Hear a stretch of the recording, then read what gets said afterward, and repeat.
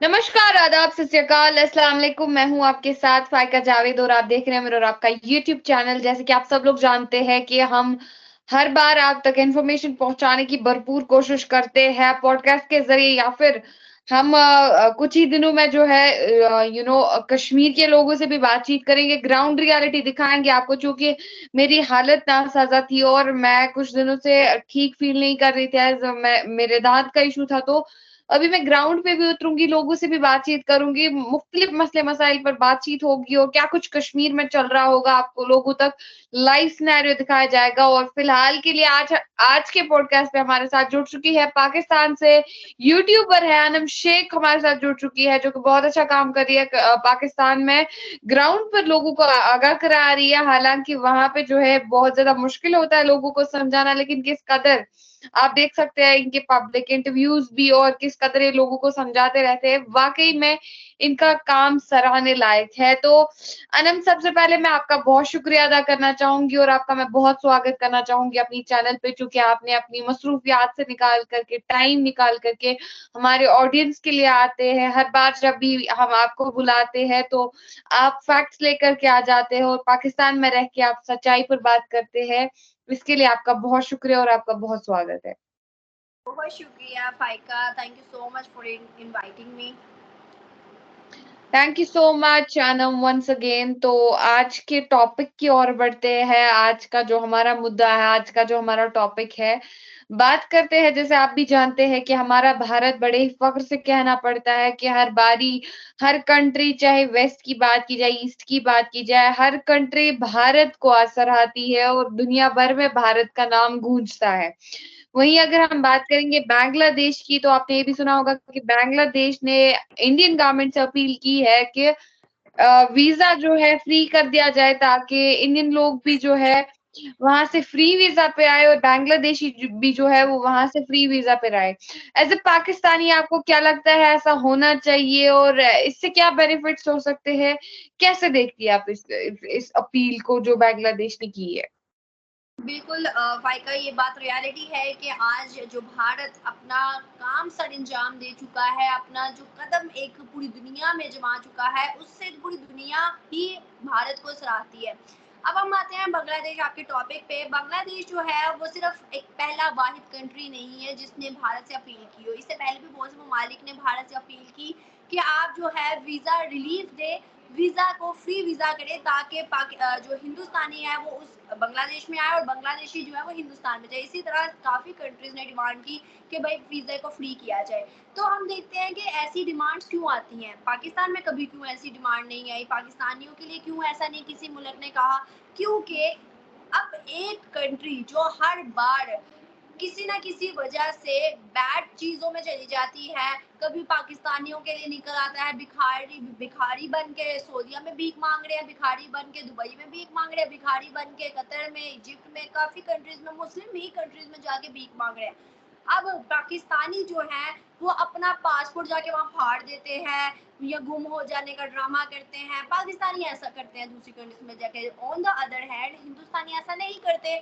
हिंदुस्तानियों को खुद प्रोटोकॉल से बुलाया जाता है। हिंदुस्तानी अपनी अना और अपना सर बुलंद रख के वहाँ पर हिंदुस्तान का नाम रोशन करके वहाँ काम करते हैं। लेकिन पाकिस्तानी बैड लक कह सकती हूँ अफसोस के साथ ऐसा नहीं करते। पाकिस्तान का नाम हमेशा डूबता है। दूसरी जानिब हम आ जाते हैं ऑफिशियल्स पर।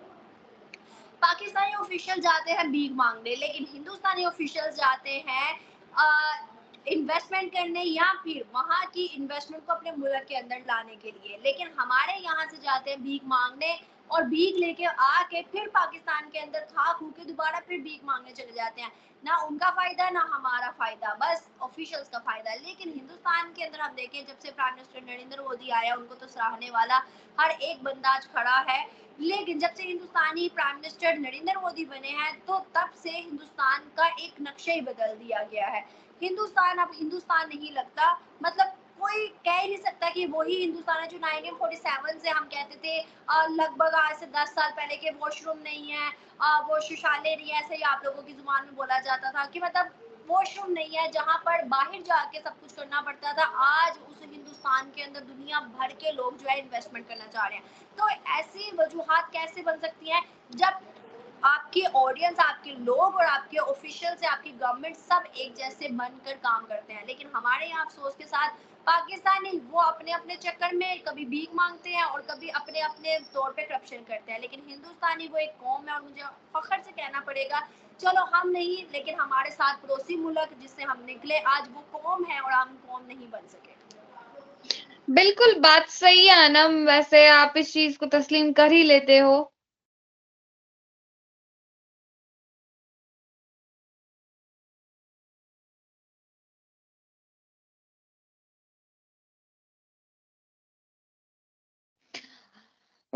शाहिद अनम का इंटरनेट यहाँ पे चला गया है। पाकिस्तान की बात करें तो पाकिस्तान में आए दिन जो है इंटरनेट की आप देख सकते हो किस कदर वहां पे आप लाइव देख सकते हो कि किस कदर बेचारी अनम का इंटरनेट यहाँ पे चला गया था। तो फिर से अनम जुड़ चुकी है शायद हमारे साथ।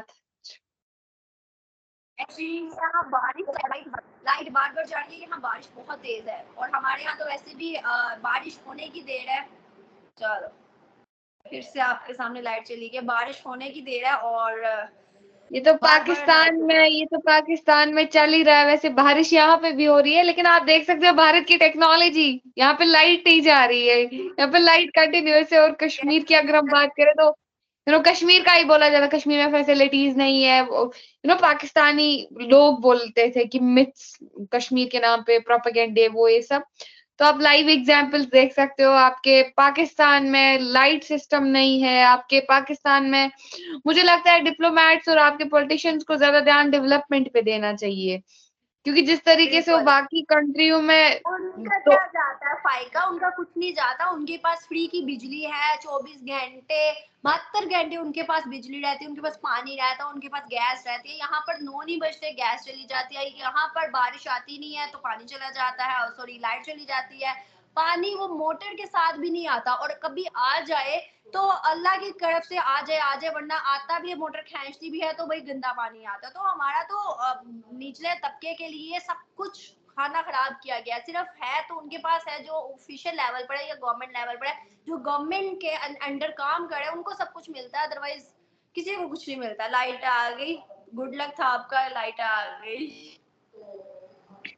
बिल्कुल बात करेंगे। एक तरफ से पूरी कंट्री, पूरा वर्ल्ड भारत को मतलब डिमांड कर रहा है कि हमें फ्री वीजा दे, हमें भारत में इन्वेस्टमेंट्स करनी है, लेकिन दूसरी तरफ से पाकिस्तान को किस कदर हर जगह पे बेइज्जत किया जाता है। आपको क्या लगता है इसके पीछे क्या रीजंस हो सकते हैं, क्या खामियां है, और कब ये ठीक होंगी? एज ए यूट्यूबर आप काम कर रही हो, एज ए यूट्यूबर आप ग्राउंड रियलिटी देख रही हो पाकिस्तान की, क्या लगता है कब सुधरेगी पाकिस्तान की हालत, कब सुधरेगी पाकिस्तान की आवाम, और कब सुधरेगी पाकिस्तान की गवर्नमेंट? फायका आपने बात की है कि कैसे ये ठीक हो सकता है और क्या वजूहत है, क्या खामियां हैं। तो खामियां सबसे पहले पाकिस्तानी लोगों में मेंटेलिटी। अभी आपने देखा होगा जैनब अब्बास जो कि पाकिस्तान की रिपोर्टर और हिंदुस्तान जाके तो वो हिंदू धर्म को बुरा कह रही है। भाई मैं एक चीज जानती हूँ, आप चाहे मुस्लिम है, क्रिश्चियन है, जो भी मजहब से है, वट आप एक मजहब के होने के नाते ये करे कि दूसरे मजहब की रिस्पेक्ट करे।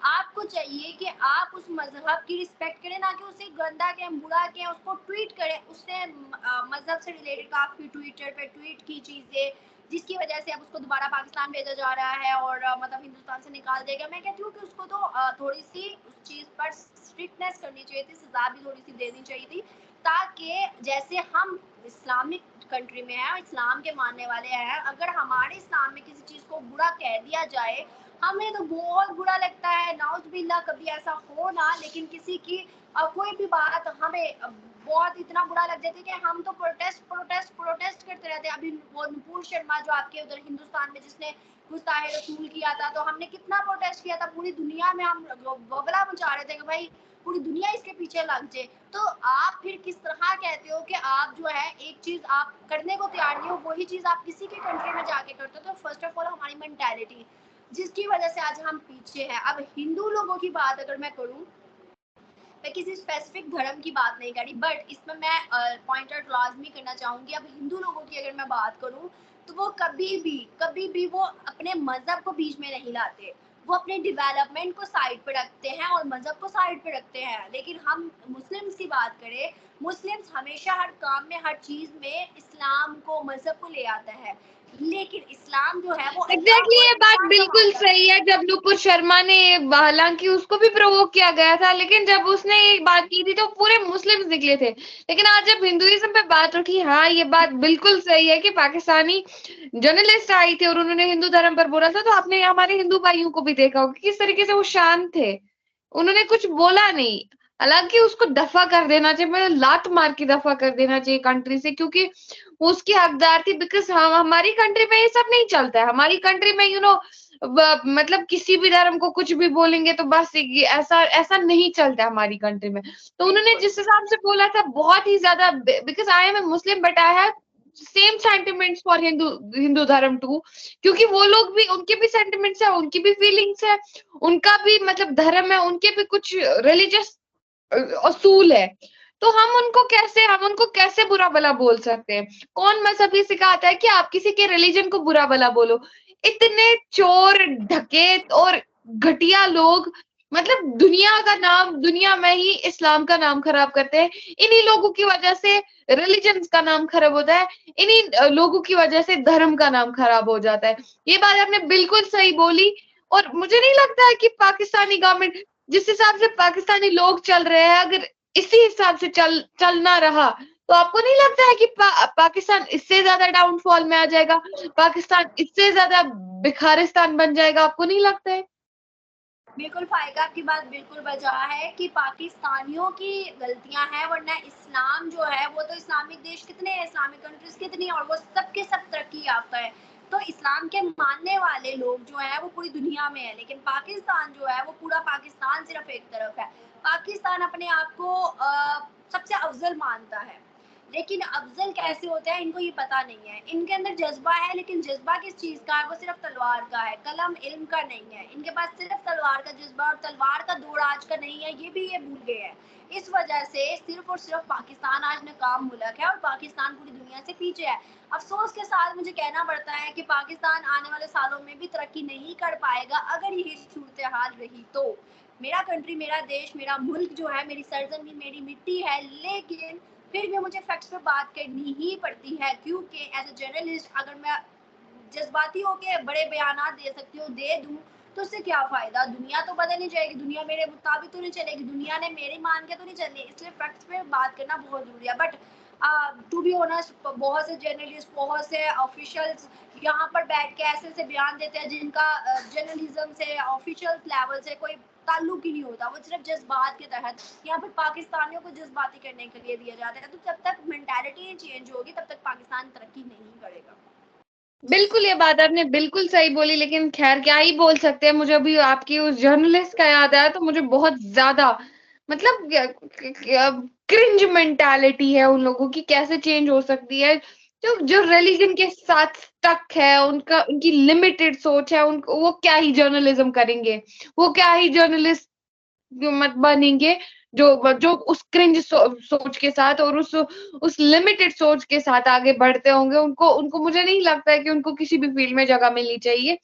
खैर, आपने फैक्ट्स पे बात की। Being a Pakistani, it is very difficult, क्योंकि जिस कंट्री में आप रहते हो और आप ये चीजें देखते हो, हालांकि आपको मोहब्बत भी होता है अपने वतन से, लेकिन दूसरी तरफ से आपके कंट्री में वो चीजें चल रही होती है। और काफी फैक्ट्स पे आपने बातचीत की और काफी सच्चाई पे, इसके लिए जिगरा चाहिए होता है। तो थैंक यू सो मच, और आपके हौसले को हम सब सराहते हैं और दुआ करते हैं कि आप जैसे लोगों की वजह से वहां पे रेवोल्यूशन आए, शायद आप जैसे लोगों की वजह से वहां पे चेंज आए।